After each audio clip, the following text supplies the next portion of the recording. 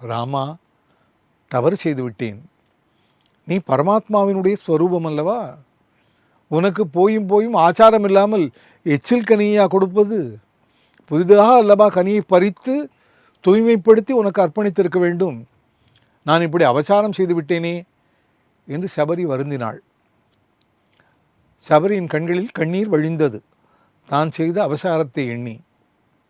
ராமபிரான் சபரிக்கிழவியின் கண்களில் வழிந்த கண்ணீரை தன்னுடைய மெல்லிய விரல்களால் துடைத்து விட்டான். பிறகு சொன்னான், தாயே, நீ புரிந்து கொள்ளவில்லையா நாங்கள் பேசியதை? உன்னுடையது எச்சில் அல்ல அம்மா, அது அமிர்தத்தை விட கங்கையை விட தூய்மையானது, புனிதமானது. இந்த எச்சில் சம்பந்தம் என்பது ஒரு பக்தைக்கும் ஒரு பரமாத்மாவுக்கும் இடையே நிகழ்ந்தது. ஜீவாத்மா பரமாத்மாவினுடைய தொடர்பை இந்த எச்சில் உறுதிப்படுத்தி இருக்கிறது. இந்த சம்பந்தம் இந்த பிறவியோடு போகாது, உன் மறுபிறவியிலும் இது தொடரும்.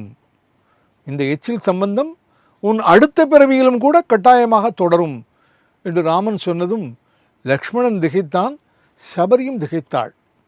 சபரி வியப்போடு கேட்டாள், ராமா, எச்சில் சம்பந்தம் மறுபிறவியில் தொடருமா? அது எப்படி? மறுபிறவியில் நான் யாராக பிறக்கப் போகிறேன், நீ யாராக பிறக்கப் போகிறாய், எந்த வகையில் இந்த சம்பந்தம் நிகழும் என்று சபரி ஆவலோடு கேட்டாள். ராமன் விளக்கினான், தாயே, மறுபிறவியில் நீ புல்லாங்குழலாக பிறப்பாய். அடுத்த பிறவியில் நான் கண்ணனாக பிறப்பேன். புல்லாங்குழலுக்கும் கண்ணனுக்கும் இடையே நிரந்தரமாக எச்சில் சம்பந்தம் உண்டல்லவா?